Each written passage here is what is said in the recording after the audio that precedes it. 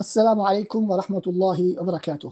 إن الحمد لله نحمده ونستعينه ونستغفره ونعوذ بالله من شرور أنفسنا ومن سيئات أعمالنا. من يهده الله فلا مضل له ومن يضلله فلا هادي له، وأشهد أن لا إله إلا الله وحده لا شريك له، وأشهد أن محمدا عبده ورسوله. أما بعد. அன்பார்ந்த இஸ்லாமிய சகோதர சகோதரிகளே, ஹஜ் பற்றிய அல் குர்ஆனிய சிந்தனைகள் தொடரின் 4வது வகுப்பிலே நாங்கள் இன்று ஒரு முக்கியமான விடயத்தை பார்க்க இருக்கின்றோம். அதுதான் நாங்கள் 2ஆம் வகுப்பிலே பார்த்த சூரா ஆல் இம்ரானின் 96வது வசனம். அதில் அல்லாஹ் சுப்ஹானஹு வ தஆலா இன்ன அவ்வல பைத்தின் உதிஅ லின்னாஸி லல்லதி பிபக்கத முபாரக்கன் வ ஹுதல் லில் ஆலமீன், உலகத்திலே மனிதர்களுக்காக நிர்மாணிக்கப்பட்ட முதல் வீடு மக்காவிலே உள்ள வீடுதான் என்பதாக அல்லாஹ் தஆலா சொல்கிறான். இதற்கு விளக்கமாக, அப்ப முதலாவது வீடு என்று சொன்னால் அதற்கு முன்னால் வீடுகள் இருக்கவில்லையா, மனிதர்கள் வாழவில்லையா, மனிதர்கள் இருப்பதற்கான வீடுகள் இருக்கவில்லையா என்ற கேள்விக்கு பதிலாக நாங்கள் பார்த்தோம். ரசூல் ஸல்லல்லாஹு அலைஹி வஸல்லம் அவர்களுடைய ஒரு ஹதீஸ், புகாரி முஸ்லிமிலே வரக்கூடிய ஒரு ஹதீஸை நாங்கள் பார்த்தோம். அபூதர் ரலியல்லாஹு அன்ஹு அறிவிக்கிறார்கள், ரசூலுல்லாஹ்விடத்திலே நான் கேட்டேன், பூமியிலே முதலாக நிர்மாணிக்கப்பட்ட பள்ளிவாயில், அவ்வலு மஸ்ஜித், முதலாவது நிர்மாணிக்கப்பட்ட பள்ளிவாயில் எது என்பதாக கேட்டேன். அதற்கு ரசூலுல்லாஹி ஸல்லல்லாஹு அலைஹி வஸல்லம் அவர்கள் மஸ்ஜிதுல் ஹராம் என்பதாக சொன்னார்கள் என்பதாக நாங்கள் பார்க்கிறோம். அந்த அடிப்படையிலே இந்த வசனத்தினுடைய கருத்து வெறும் வீடல்ல, பள்ளிவாயில் என்பதை நாங்கள் தெளிவுபடுத்தி இருந்தோம்.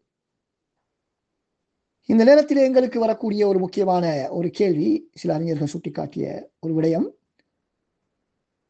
அப்படியென்றால் இப்ராஹிம் அலைஹிஸ்ஸலாம் அவர்களுக்கு முன்னால்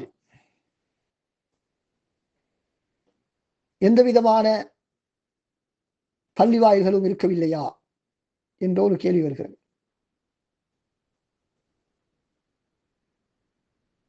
ஏன் அந்த கேள்வி வருகிறது என்று சொன்னால்,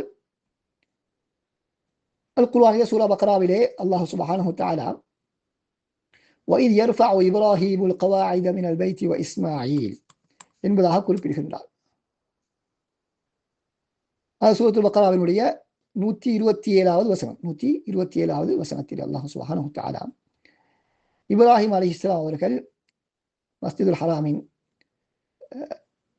அடித்தளங்களை உயர்த்தினார் என்பதை அல்லாஹ் சுப்ஹானஹு வ தஆலா இப்ராஹிம் அலைஹிஸ்ஸலாம் அவர்களும் இஸ்மாயில் அலைஹிஸ்ஸலாம் அவர்களும் மஸ்ஜிதுல் ஹராமின் அடித்தளங்களை உயர்த்தினார்கள் என்பதாக நாங்கள் பார்க்கின்றோம். எனவே இப்ராஹிம் அலைஹிஸ்ஸலாம் அவர்கள் தான் இந்த காபத்துல்லாவை நிர்மாணித்தார்கள், கட்டினார்கள். எனவே அதற்கு முன்னால் உள்ள மக்களுக்கு, நபிமார்களுக்கு, முஸ்லிம்களுக்கு பள்ளி வாயில்கள் எதுவுமே இருக்கவில்லையா என்ற கேள்வி வருகிறது. அன்பார்ந்த சகோதரர்களே, பெரும்பான்மை அறிஞர்கள் இந்த கருத்திலே உடன்பட்டிருக்கிறார்கள். என்ன கருத்து? முதல் நிர்மாணிக்கப்பட்ட பள்ளிவாயில் கஅபாதான் என்பதில் உடன்பட்டிருக்கிறார்கள். ஆனால் இப்ராஹிம் அலைஹிஸ்ஸலாம் அவர்கள் தான் அதனை முதலாவதாக கட்டினார்களா என்றால் அதிலே கருத்து வேற்றுமை இருக்கிறது. பல கருத்துக்கள் சொல்லப்படுகின்றன. காபாவை முதலாவதாக நிர்மாணித்தவர்கள் யார் என்பதிலே பல்வேறு கருத்துக்கள் சொல்லப்படுகின்றன.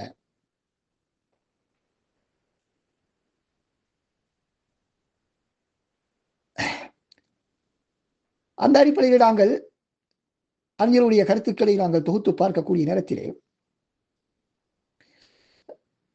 சிலர் என்ன சொல்கிறார்கள், மலக்குமார்கள் தான் அதனை முதலாவதாக கட்டினார்கள். அப்படி என்றால் ஆதம் அலைஹிஸ்ஸலாம் அவர்களுக்கு முன்னாலே மலக்குமார்கள் அதனை கட்டிவிட்டார்கள், நிர்மாணித்து விட்டார்கள் என்று சொல்லக்கூடிய சில அறிஞர்கள் இருக்கிறார்கள். அபூ ஜாஃபர் பாக்கர் ரஹிமஹுல்லாஹ் அவர்கள் அந்த கருத்தை கூறியிருக்கிறார்கள். இன்னும் சில அறிஞர்கள், இல்லை, ஆதம் அலைஹிஸ்ஸலாம் அவர்கள் தான் அதனை நிர்மாணித்தார்கள். இந்த கருத்தை அத்தா இப்னு அபி ரபாஹ், சயீத் இப்னு முஸய்யிப், அதே போல அப்படி ஆரம்ப கால சலஃபுகள் சொல்லி இருக்கிறார்கள்.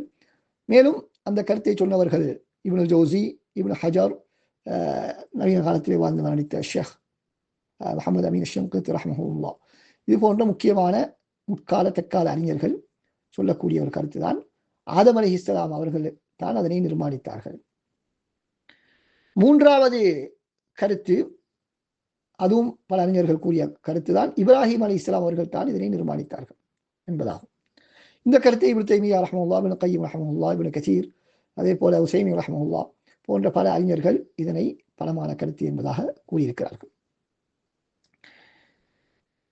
ஆனால் சில அறிஞருடைய கருத்துப்படி ஆதம் அலைஹிஸ்ஸலாம் அவர்கள் தான் அதனை நிர்மாணித்தார்கள் என்ற கருத்து தான் பலமானது என்பதாக கூறுகிறார்கள். அதற்கு பல நியாயங்கள் முன்வைக்கப்படுகின்றன. அப்படி நாங்கள் ஆதம் அலைஹிஸ்ஸலாம் அவர்கள் நிர்மாணித்தார்கள் என்று சொன்னால் எங்களுக்கு இந்த கேள்வி வரமாட்டாது. இந்த கேள்வி, அப்படி என்றால் காபாவுக்கு முன்னால் வேறு பள்ளி வாயில்கள் இருக்கவில்லையா, அவர்கள் எப்படி தொழுதார்கள் என்ற கேள்விகள் எங்களுக்கு வரமாட்டாது. ஏன்? முதலாவதாக ஆதம் அலைஹிஸ்ஸலாம் அவர்களால் அந்த பள்ளி நிர்மாணிக்கப்பட்டு விட்டது. எனவே அதற்கு பின்னால் பல பள்ளி வாயில்கள் நிர்மாணிக்கப்பட்டிருக்கும். எனவே அந்தந்த பகுதியில் உள்ளவர்கள், நபிமார்கள், அதே போல அவர்களை பின்பற்றிய முஸ்லிம்கள் அந்த பள்ளி வாயில்களை தொழுதிருப்பார்கள் என்பதை நாங்கள் இலகுவாக புரிந்து கொள்ளலாம். இப்ராஹிம் அலைஹிஸ்ஸலாம் அவர்கள் தான் இதில் நிர்மாணித்தார்கள் என்று சொன்னால் அதிலே பல கேள்விகள் எங்களுக்கு வருவதற்கு வாய்ப்பு இருக்கின்றது.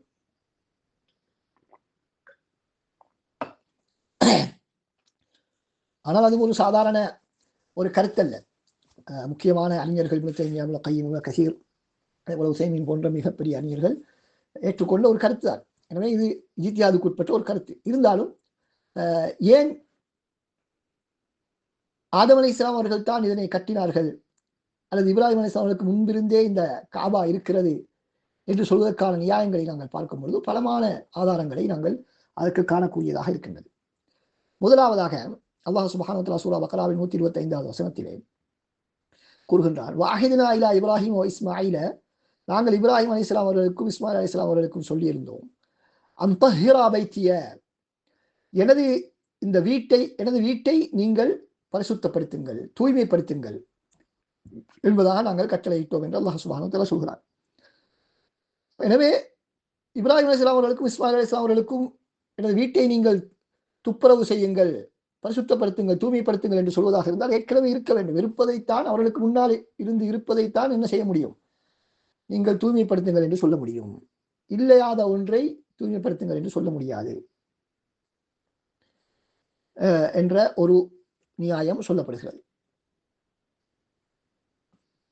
அடுத்ததாக இரண்டாவது ஆதாரம், ஏற்கனவே நாங்கள் குறிப்பிட்ட சூரத்துல் பக்ராவின் 127வது வசனம். அதாவது இந்த வசனத்தை வைத்துதான் இப்ராஹிம் அலைஹிஸ்ஸலாம் தான் இந்த காபாவை கட்டினார்கள் என்பதாக சொல்லப்படுகிறது. வயர்ஃபஉ இப்ராஹிமுல் கவாயித மினல் பைத்தி வ இஸ்மாயில், இந்த இல்லத்தின் காபாவின் அடித்தளங்களை இப்ராஹிம் அலைஹிஸ்ஸலாம் அவர்களும் இஸ்மாயில் அலைஹிஸ்ஸலாம் அவர்களும் தான் உயர்த்தினார்கள் என்று அந்த வசனம் எங்களுக்கு சொல்கிறது. ஆனால் அதே வசனம் இல்லை, இப்ராஹிம் அலைஹிஸ்ஸலாம் அவர்களுக்கு முன்னால் இருந்தே அந்த பள்ளி காபா இருக்கிறது என்று சொல்லக்கூடியவர்களும் ஆதாரமாக பயன்படுத்தக்கூடிய ஒரு வசனம். ஏன்? அவர்கள் சொல்கிறார்கள், இந்த இடத்திலே இப்ராஹிம் அலைஹிஸ்ஸலாம் அவர்கள் அதனை உருவாக்கினார்கள் என்று அல்லாஹ் சுப்ஹானஹு வ தஆலா சொல்லவில்லை, மாற்றமாக உயர்த்தினார்கள். இருக்கக்கூடிய அடித்தளங்கள், ஏற்கனவே இருந்து காணாமல் போன கட்டிடத்தை அவர்கள் மீண்டும் நிர்மாணித்தார்கள், புனர் நிர்மாணம் செய்தார்கள், அழிந்திருந்ததை புனர் நிர்மாணம் செய்தார்கள். அதனால்தான் அல்லாஹ் தஆலா அதனை உருவாக்கினார்கள் என்ற வார்த்தையை பயன்படுத்தாமல் உயர்த்தினார்கள் என்ற வார்த்தையை பயன்படுத்தி இருக்கிறார் என்பதாக அவர்கள் கூறுகிறார்கள். மூன்றாவது ஆதாரம், அல்லாஹ் சுப்ஹானஹு வ தஆலா ஹாஜர் அலைஹிஸ்ஸலாம் அவர்களையும் இஸ்மாயில் அலைஹிஸ்ஸலாம் அவர்களையும் மக்காவிலே கொண்டு போய் தன்னந்தனியாக விட்டு வரும் பொழுது ஒரு துவா செய்தார்கள். ஹாஜர், நிறைய பேர் என்ன சொல்வார்கள், ஹாஜரா என்பதாக சொல்வார்கள். இஸ்மாயில் அலைஹிஸ்ஸலாம் அவருடைய தாய், எங்கும் அவருடைய மனைவி என்பதாக வரவில்லை. இப்ராஹிம் அலைஹிஸ்ஸலாத்துடைய மனைவி என்பதாக, ஹாஜர் என்பவர் மனைவி என்பதாக குர்ஆன் ஹதீஸிலே வரவில்லை. அவர்களுடைய உம்மு வலதி இஸ்மாயிலுடைய தாய் என்பதாகத்தான் வந்திருக்கிறது. ஏன் அவர்கள் ஒரு அடிமையாக தான் இருந்தார்கள். அவர்களை சாரா இப்ராஹிம் அலைஹிஸ்ஸலாம் அவருடைய மனைவி சாராவுக்கு சன்மானமாக கிடைத்த அந்த அடிமையை தனது கணவனுக்கு அவர்கள் அன்பளிப்பு செய்தார்கள். எனவே அவர்கள் மனைவி என்பதாக குர்ஆன் ஹதீஸில் வரவில்லை, இஸ்மாயில் அலைஹிஸ்ஸலாத்துடைய தாய் என்பதாகத்தான் வருகிறது. எனவே இஸ்மாயில் அலைஹிஸ்ஸலாத்துடைய தாய் ஹாஜர் அலைஹிஸ்ஸலாம் அவர்களையும் அவருடைய மகன் இஸ்மாயில் அலைஹிஸ்ஸலாம் அவர்களையும் மக்காவிலே கொண்டு போய் விட்டு வரும் பொழுது அவர்கள் என்ன துவா செய்கிறார்கள்? ரப்பனா இன்னி அஸ்கன்து மின் துர்ரிய்யதி பிவாதின் கைரி ஸர்இன் இன்த பைத்திகல் முஹர்ரம். யா அல்லாஹ், நான் எனது சந்ததிகளை எந்த விதமான புட்பூண்டுகளுமற்ற ஒரு பள்ளத்தாக்கிலே உனது புனிதமிக்க பள்ளிவாயிலுக்கு பக்கத்திலே நான் விட்டு வருகிறேன் என்று அவர்கள் துவா செய்கிறார்கள். எங்களுக்கு தெரியும், இஸ்மாயில் அலைஹிஸ்ஸலாம் அவர்கள் 30 வயதை அடைந்த பொழுதுதான், அல்லது வாலிப வயதை அடைந்ததன் பின்னால் தான் அவர்களும் அவருடைய தந்தை இப்ராஹிம் அலைஹிஸ்ஸலாம் அவர்களும் சேர்ந்து பள்ளிவாயிலை கட்டினார்கள் என்பதை நாங்கள் பார்க்கின்றோம். அப்படி என்றால் சிறுபிராயத்திலே அவர்களை விட்டு செல்லும் பொழுது இந்த துவாவை அவர்கள் எப்படி கேட்கலாம்? அப்படி என்றால் ஏற்கனவே அங்கு பள்ளிவாயில் இருந்த செய்தி அவர்களுக்கு தெரிந்திருக்கிறது, ஏற்கனவே அந்த காபா இருந்திருக்கிறது என்பதை இது எங்களுக்கு உணர்த்துகிறது.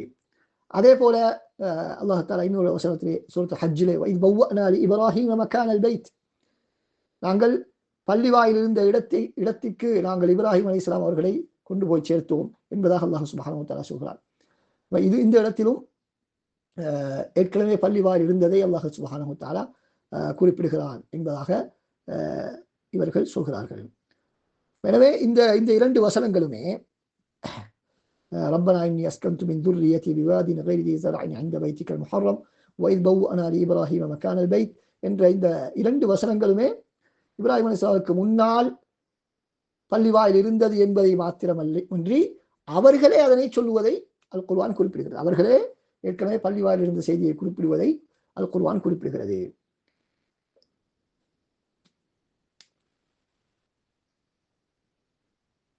இப்ராஹிம் மக்கானல் பைத் என்பதனுடைய கருத்து என்ன என்பதை சொல்லும்போது நாம் முஹம்மது அமீன் ஷின்கித் ரஹ்மத்துல்லாஹி அவர்கள் சொல்கிறார்கள், அவர்களுக்கு நாம் அதனை தயார்படுத்தி கொடுத்தோம், அவருக்கு அடையாளம் காட்டினோம். அப்படி என்றால் இதன் மூலமாக என்ன சொல்லப்படுகிறது? ஏற்கனவே இருந்ததை அடையாளம் காட்டினோம் என்பதுதான் அதனுடைய கருத்து என்பதாக இமாம் ஷின்கித் ரஹ்மத்துல்லாஹி அவர்கள் சொல்கிறார்கள்.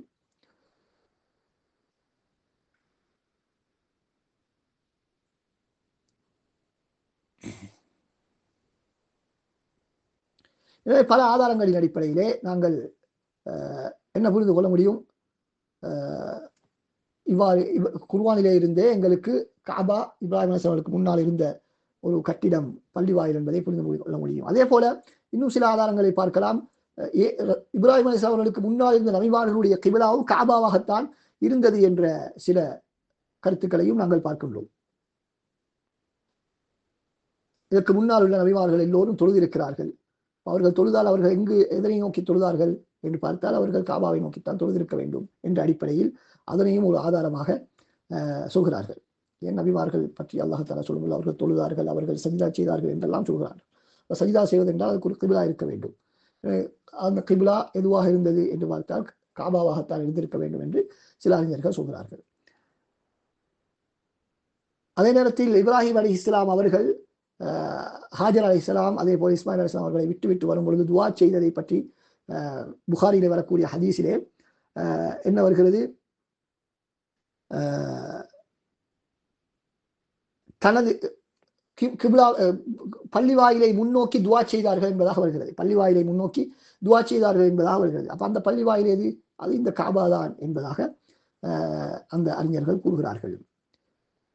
அதே போல ஹாஜர் இஸ்மாயில் அலைஹிஸ்ஸலாத்துடைய தாய் ஹாஜர் அவர்களுக்கு மலக்கு இந்த பள்ளிவாயில் இருக்கக்கூடிய செய்தியை சொன்னதை நாங்கள் பார்க்கிறோம். அவர்களுக்கு தாகம் ஏற்பட்ட பொழுது அவர்களுக்கு ஜம்சம் ஊற்று வந்து அதற்கு பின்னால் ஒரு மலக்கு தோன்றி அவர்களுக்கு என்ன சொன்னார்கள்? இந்த இடத்திலே தான் இறை இல்லம் இருக்கிறது, இந்த பிள்ளையும் அவருடைய தந்தையும் அதனை கட்டி எழுப்புவார்கள் என்று சொன்னதாக நாங்கள் பார்க்கிறோம். எனவே இப்படி பல ஆதாரங்களின் அடிப்படையிலே ஏற்கனவே காபா இருந்த ஒரு விடயம் எங்களுக்கு தெளிவாகிறது என்பதாக அந்த அறிஞர்கள் சொல்கிறார்கள். அடுத்ததாக நாங்கள் பார்த்தோம். அப்படி என்றால் ஒரு முக்கியமான ஒரு கேள்வி வருகிறது, மஸ்ஜிதுல் அக்ஸாவை கட்டியது யார்? மஸ்ஜிதுல் அக்ஸாவை ஏன் மஸ்ஜிதுல் அக்ஸாவுக்கும் மஸ்ஜிதுல் ஹராமுக்கும் இடையிலே 40 வருடங்கள் தான் இடைவெளி, கால இடைவெளி 40 வருடங்கள் என்பதாக நாங்கள் பார்த்தோம். மஸ்ஜிதுல் அக்ஸாவை யார் கட்டினார்கள் என்று பார்த்தால், இந்த கருத்தின் அடிப்படையிலே நாங்கள் ஆதம் அலைஹிஸ்ஸலாம் அவர்கள் காபாவை கட்டியிருந்தால் அவர்கள் கட்டியிருக்க வேண்டும். 40 வருடங்களுக்கு பின்னால் அவர்கள் கட்டியிருப்பார்கள், அல்லது அவர்களுக்கு பின்னால் அவர்களுடைய பிள்ளைகள் யாராவது கட்டியிருப்பார்கள், அல்லது மலக்குமார்கள் கட்டியதாக நாங்கள் வைத்துக் கொண்டால் காபாவை, அதே போல மலக்குமார்கள் 40 வருடங்களுக்கு பின்னால் மஸ்ஜிதுல் அக்ஸாவை கட்டியதாக நாங்கள் எடுத்துக்கொள்ளலாம். ஆனால் ஒரு ஹதீஸ் வருகிறது. இந்த ஹதீஸ் நசாயிலே வரக்கூடிய ஹதீஸ். அப்துல்லா இப்னு அம்ர் இப்னு ஆஸ் ரலியல்லாஹு அறிவிக்கிறார்கள், சுலைமான் அலைஹிஸ்ஸலாம் அவர்கள் பைத்துல் மக்திஸை கட்டிய பொழுது 3 விடயங்களை அல்லாஹ்விடத்திலே கேட்டார்கள் என்று வருகிறது. எனவே இதனை வைத்து சுலைமான் அலைஹிஸ்ஸலாம் அவர்கள் தான் கட்டியதாக சிலர் சொல்கிறார்கள். இன்னும் சிலர் இல்லை, அவர்களுக்கு முன்னால் தாவூத் அலைஹிஸ்ஸலாம் அவர்களை கட்டியதாக சில அறிவிப்புகளை வைத்து ஹதீஸை வைத்து சொல்கிறார்கள். இன்னும் சிலர் யாக்கூப் அலைஹிஸ்ஸலாம் அவர்கள் கட்டியதாகவும் சொல்லப்படுகிறது. சுலைமான் அலைஹிஸ்ஸலாம் கட்டியதாக வரக்கூடிய அறிவிப்பு ஆதாரபூர்வமான அறிவிப்பு என்பதாக எடுத்துக்கொண்டால், சுலைமான் அலைஹிஸ்ஸலாம் அவர்கள் மிக இப்ராஹிம் அலைஹிஸ்ஸலாத்துடைய சந்ததியிலே பின்னால் வந்தவர்கள். இப்ராஹிம் அலைஹிஸ்ஸலாம் அவர்களுக்கும் 1000 வருடங்களுக்கு பின்னால் வந்தவர்கள். எனவே 40 வருடங்கள் என்று எப்படி நாங்கள் சொல்ல முடியும் என்றால், சுலைமான் அலைஹிஸ்ஸலாம் அவர்கள் எப்படி இப்ராஹிம் அலைஹிஸ்ஸலாம் அவர்கள் காபாவை புனர் நிர்மாணம் செய்தார்களோ அதே போன்று சுலைமான் அலைஹிஸ்ஸலாம் அவர்கள் இருக்கலாம், தாவூத் அலைஹிஸ்ஸலாம் அவர்கள் இருக்கலாம், அல்லது யாக்கூப் அலைஹிஸ்ஸலாம் அவர்களாக இருக்கலாம். யாராக இருந்தாலும் இவர்கள் புனர் நிர்மாணம் செய்தவர்களே தவிர அவர்கள் தான் ஆரம்பமாக கட்டியவர்கள் அல்ல. அதனை ஆரம்பத்திலே மலக்குமார்களோ ஆதம் அலைஹிஸ்ஸலாம் அவர்களோ அல்லது அவருடைய பிள்ளைகள் யாரோ ஒருவர் காபாவுக்கு பின்னால் 40 வருடங்களுக்கு பின்னால் கட்டியிருக்கிறார்கள் என்பதை அந்த ஹதீஸிலிருந்து நாங்கள் புரிந்து கொள்ள வேண்டும். எனவே அந்த குறிப்பிட்ட அந்த 40 வருடங்கள் பற்றி பேசக்கூடிய அந்த ஹதீஸ் யார் உருவாக்கியது என்பதை பேசவில்லை. எப்பொழுது முதல் பள்ளி வாயிலது மஸ்ஜிதுல் அக்ஸா எவ்வளவு காலத்துக்கு பின்னால் உருவாக்கப்பட்டது என்ற விடயத்தை தான் பேசுகிறது. யார் கட்டினார் என்பது கருத்து வேற்றுமைக்குரிய இஜ்திஹாதுக்கு உட்பட்ட விடயம் என்பதை நாங்கள் இதிலிருந்து புரிந்து கொள்ள வேண்டும். ஹாதா வல்லாஹு அலம் வ ஸல்லல்லாஹு அலா முஹம்மது வ அலா ஆலிஹி வ ஸஹ்பிஹி அஜ்மஈன். அஸ்ஸலாமு அலைக்கும் வ ரஹ்மத்துல்லாஹி வ பரகாத்துஹு.